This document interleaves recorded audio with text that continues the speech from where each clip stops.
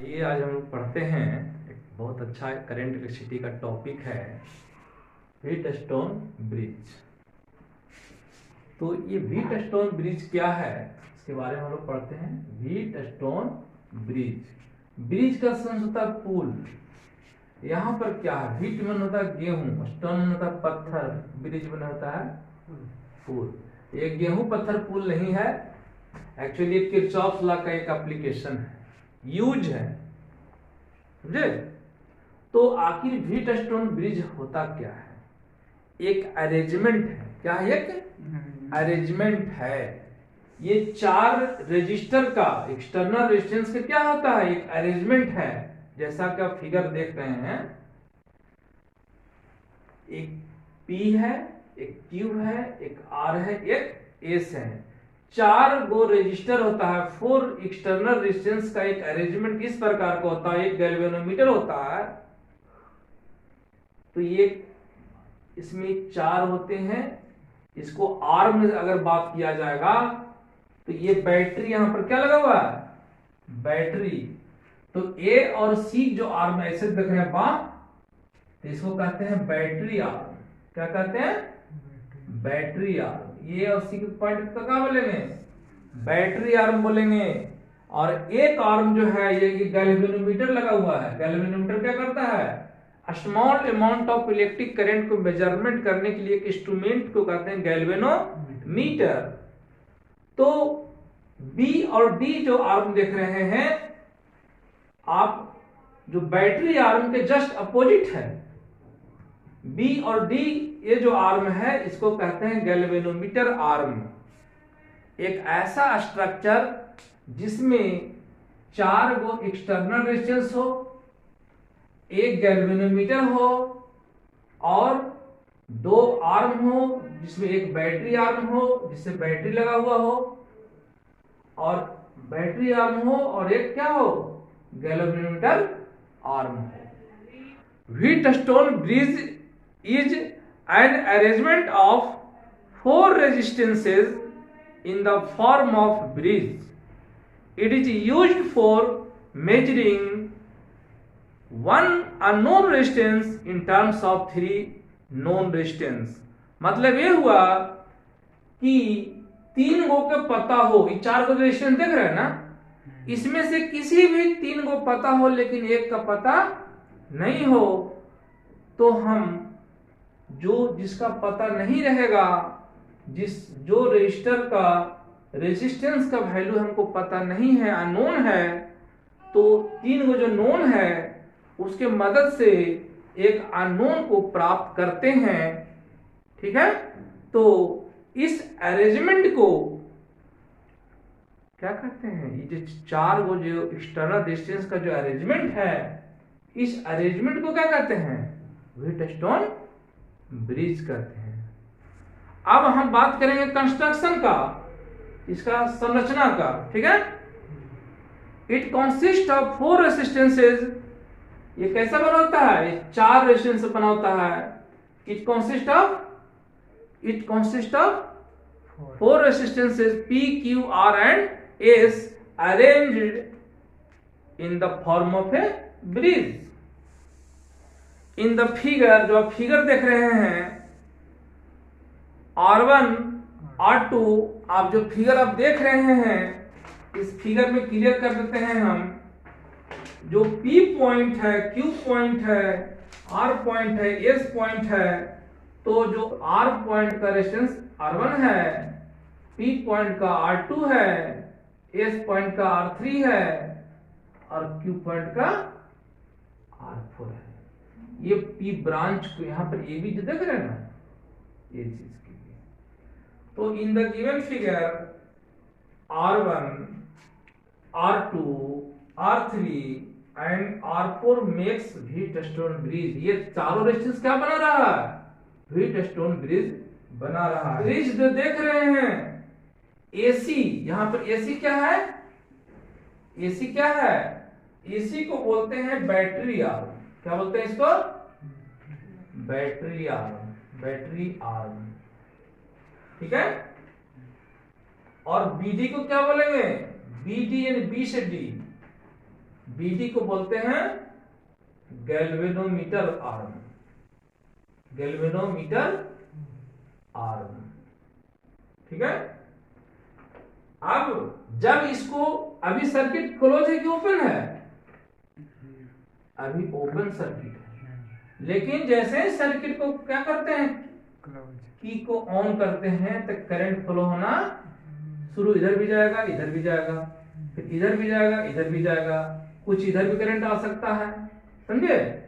इधर से इधर आ सकता है, चाहे इधर से इधर जा सकता है, और फाइनली फिर क्या होगा, जितना करंट निकलेगा उतना ही करंट क्या हो जाएगा, इसमें इन कर जाएगा।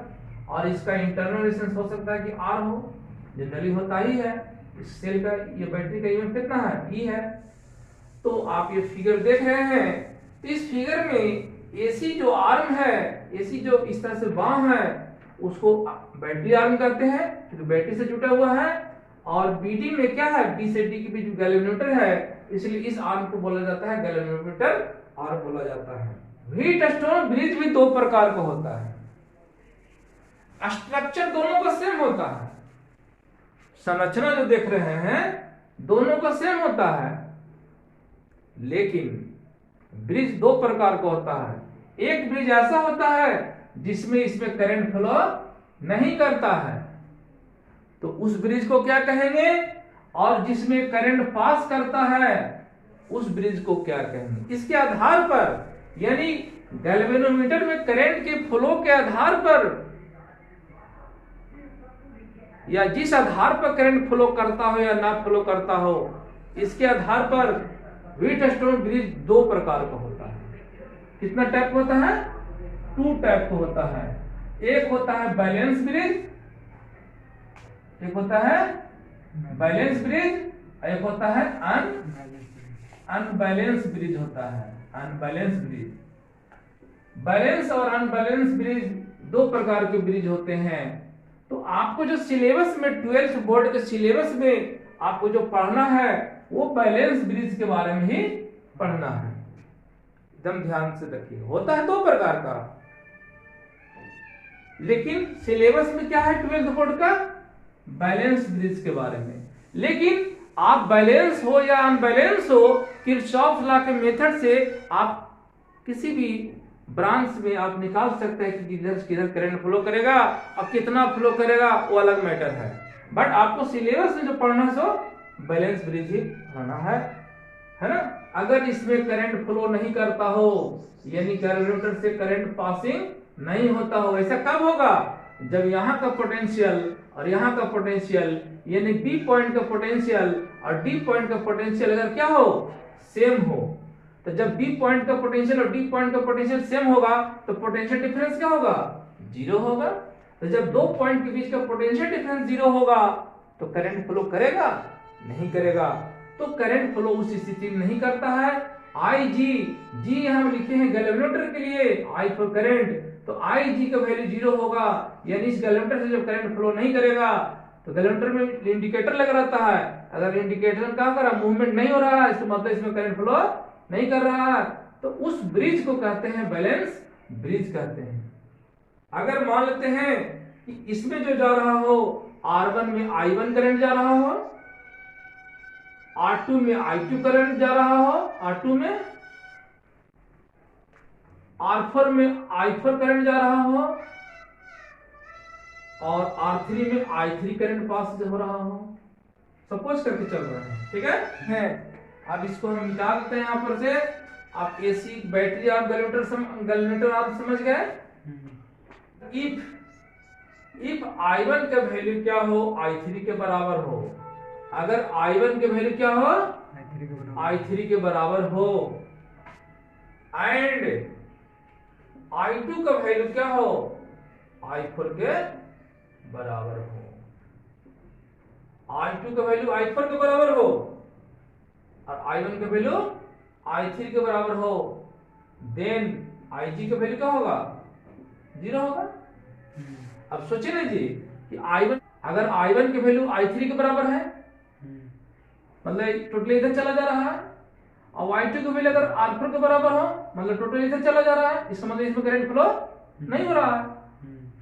तो वही कह रहे हैं कि अगर I1 का मान I3 के बराबर हो एंड I2 का वैल्यू I4 के बराबर हो, तब उस स्थिति में IG का वैल्यू क्या होगा, 0 होगा, और वह ब्रिज कहलाएगा बैलेंस ब्रिज कहलाएगा, या बैलेंस ब्रिज स्टोन ब्रिज कहलाएगा। ये उस स्थिति में कहेंगे कि ब्रिज कैसा है, ये बैलेंस ब्रिज होगा ये, ठीक है। तब ये बैलेंस ब्रिज कहलाएगा, देन कॉल्ड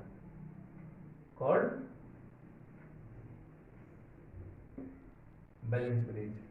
तो फ्रॉम किरचॉफ्स लॉ से चलिए, अब हम बोले ना किरचॉफ्स लॉ का इसमें यूज है, इसका एप्लीकेशन है। व्हीटस्टोन ब्रिज एक्चुअली है क्या, एप्लीकेशन है किस चीज का, व्हीटस्टोन ब्रिज एप्लीकेशन किस चीज का है, किरचॉफ्स लॉ का। किरचॉफ्स लॉ के मेथड से ही हम लोग इसको डिफाइन करते हैं।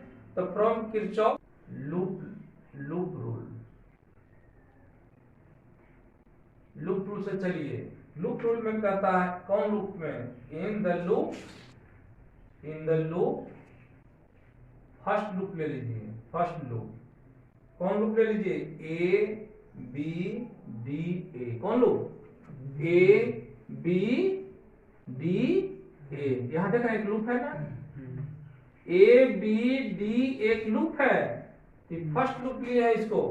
तो फर्स्ट लूप में क्या होगा, हम कहां से चल रहे हैं, ए पॉइंट से चल रहे हैं, समझ ले कि नहीं बात को। तो आप जान जाइए एक चीज मार्केबल बात है कि करंट के एलोंग में चलते हैं रेजिस्टेंस के थ्रू, तो पोटेंशियल क्या होता है, ड्रॉप होता है, क्या होता है, ड्रॉप होता है, पोटेंशियल घटता है। तो मान लेते हैं कि इस पॉइंट पर पोटेंशियल कितना है, VA है, ठीक है। अब यहाँ R2 है, करंट इसे पास कर रहा है, पोटेंशियल क्या होगा, बढ़ेगा घटेगा, बोलिए बढ़ेगा कि घटेगा जी, घटेगा। तो माइनस का लिखिएगा I2, हम लोग ऐसे इधर से आ रहे हैं, ठीक है।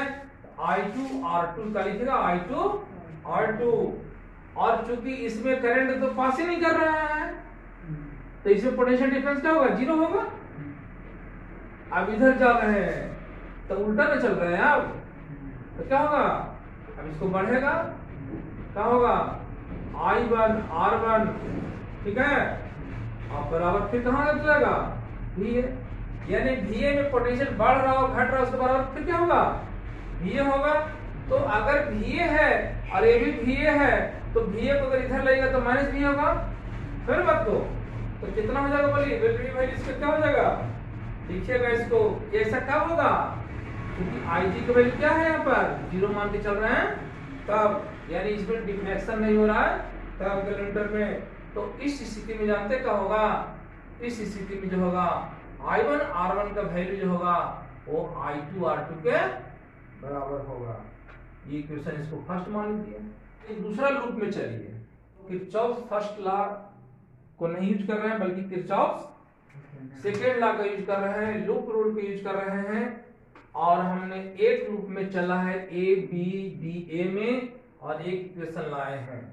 अब हम लोग चलते हैं किसी दूसरे लूप में, in the loop C B D C B ऐसे चल रहे हैं इधर से, ठीक है। ये था क्लॉकवाइज, ये है एंटी क्लॉकवाइज, ऐसे चल रहे हैं, कहां सी से आ रहे हैं फिर सी पर।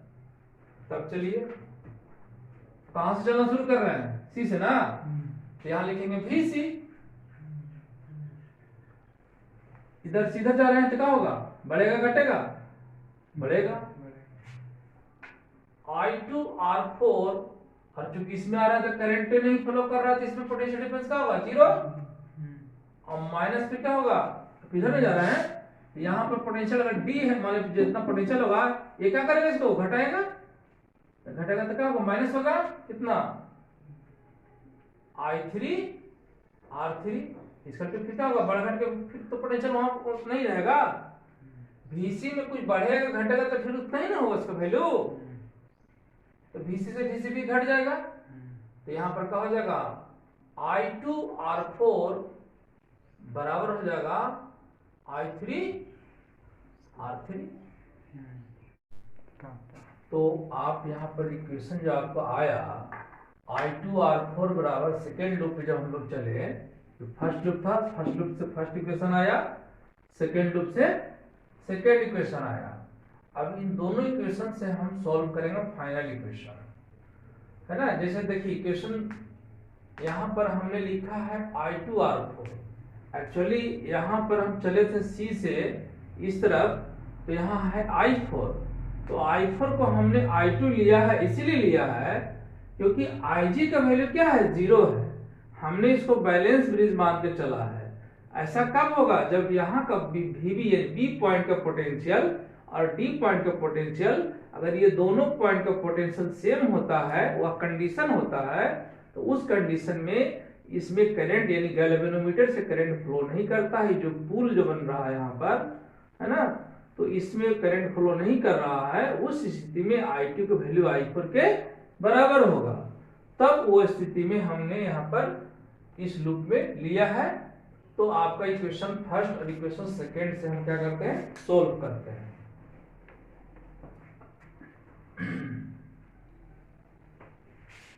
तो इक्वेशन फर्स्ट है आपका, इक्वेशन फर्स्ट आया था I1 R1 equal to I2 R2, equation 1 है। तो आप इसको इक्वेशन 1 को ऐसे भी लिख सकते हैं, I1 by I2 equal to क्या लिख सकते हैं, आप लिख सकते हैं I1 बाई I2 लिख सकते हैं R2 बाई R1। इक्वेशन 1 को ऐसे लिख सकते भी हैं, और इक्वेशन 2 को कैसे लिख सकते हैं, बोलिए। लिख सकते हैं I2 by I2 by I3 इसका टू लिख सकते हैं आप I2 बाई I3 इसका टू लिखिएगा R3 बाई R4 लिखिएगा। तो आप देख रहे हैं यहां पर I1 के वैल्यू I3 के क्या है, बराबर है ना। क्योंकि यहां पर इसको आप ऐसे भी लिख सकते हैं I1 बाई I2 इसका टू लिखिएगा R4 बाई R3।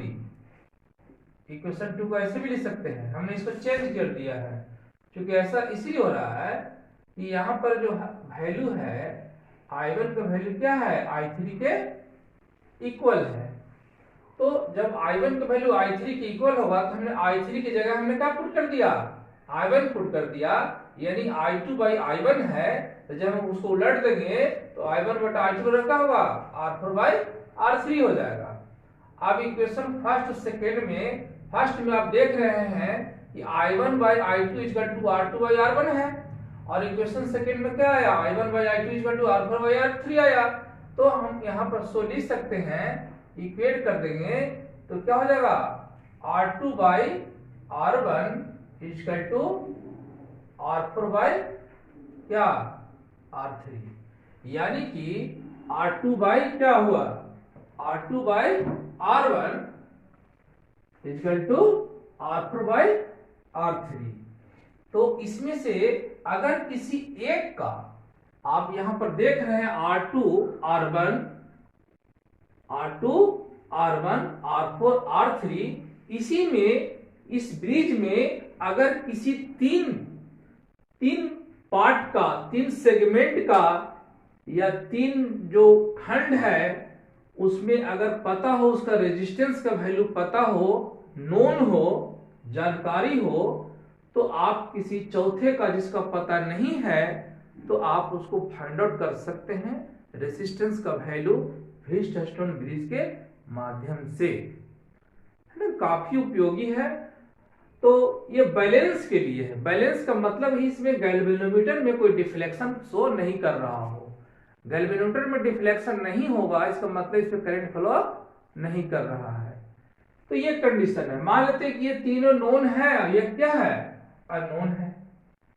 कोई भी अननोन हो सकता है, ऐसा कोई जरूरी नहीं है कि AC अननोन हो, किसी में भी 4 गो में कोई एक अननोन हो। तो 3 गो नोन हो, मैंने जानकारी हो, एक को पता नहीं हो, तो आप निकाल सकते हैं चौथा का। तो इसमें आपको ध्यान देना है जो रिलेशन आ रहा है आप इसको एक ऐसे भी याद करके रख सकते हैं। और एक दूसरा उपाय एक और है, जनरली जो हमने पी क्यू के टर्म में भी किसी किसी बुक्स में देता है, तो आप R2 है तो R2 की जगह क्या लिख सकते हैं, P लिख सकते हैं। R1 की जगह क्या लिख सकते हैं बताइए, R लिख सकते हैं। इक्वल टू R4 की जगह क्या लिख सकते हैं, Q लिख सकते हैं। और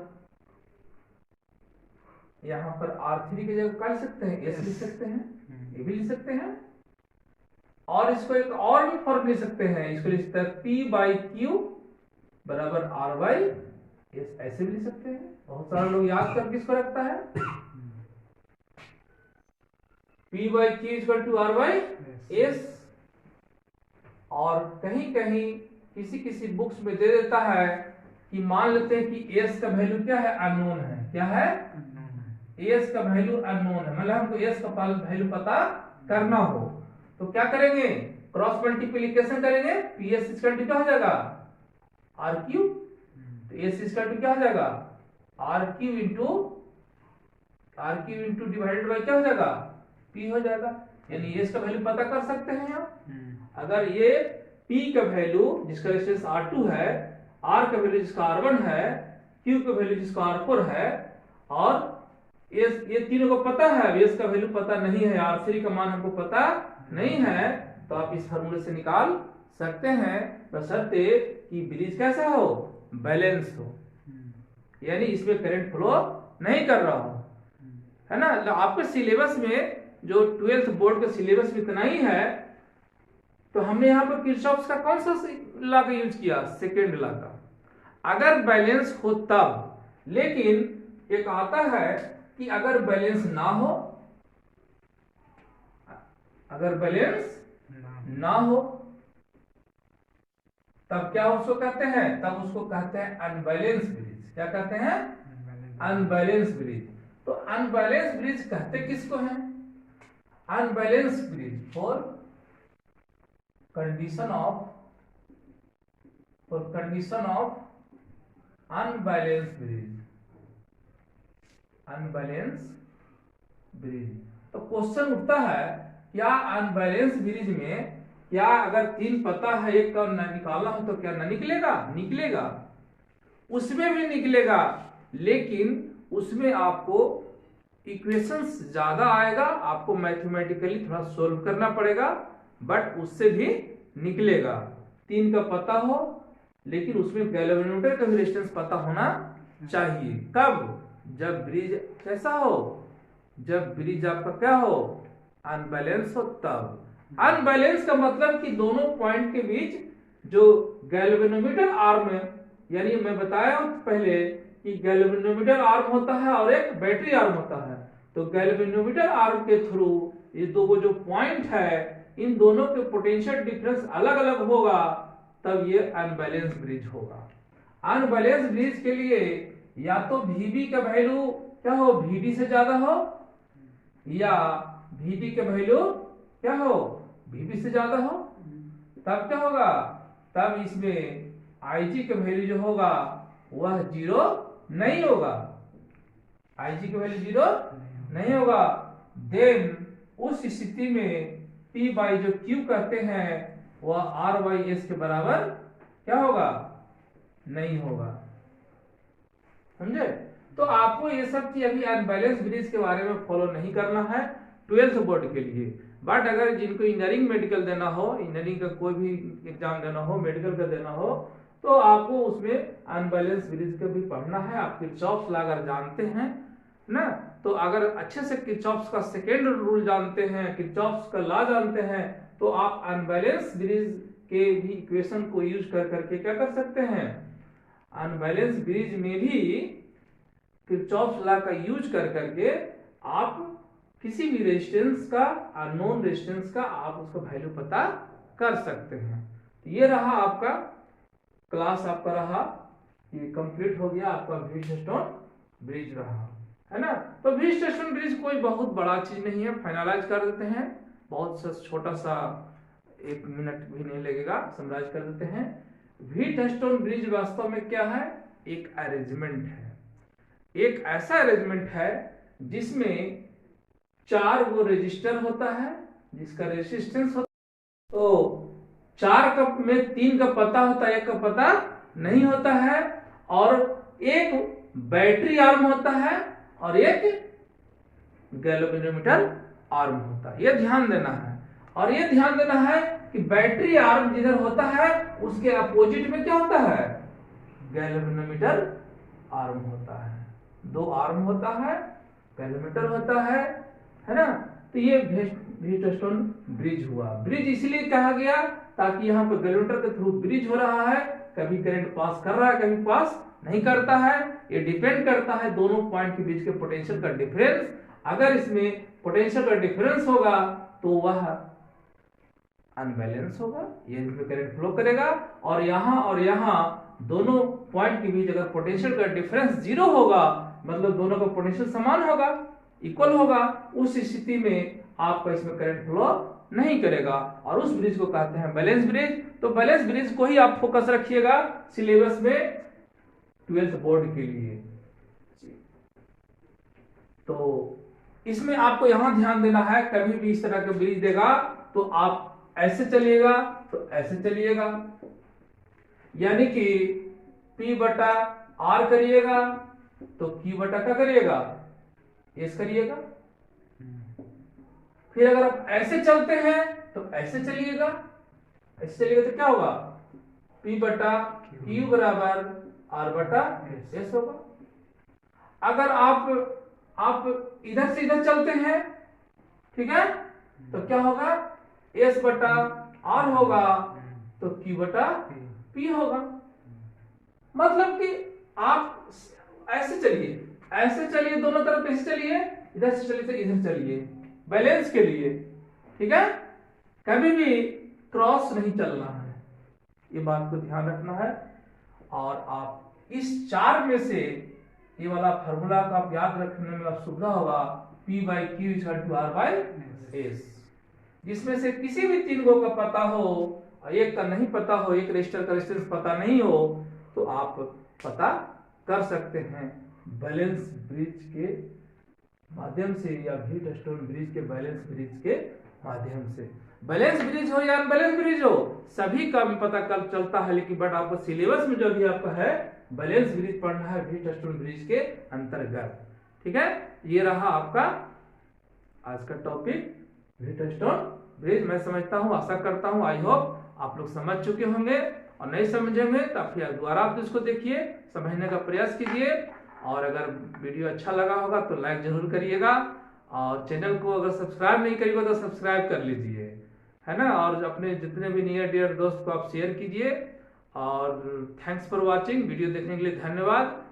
मिलते हैं नेक्स्ट वीडियो में, तब तक के लिए जय हिंद।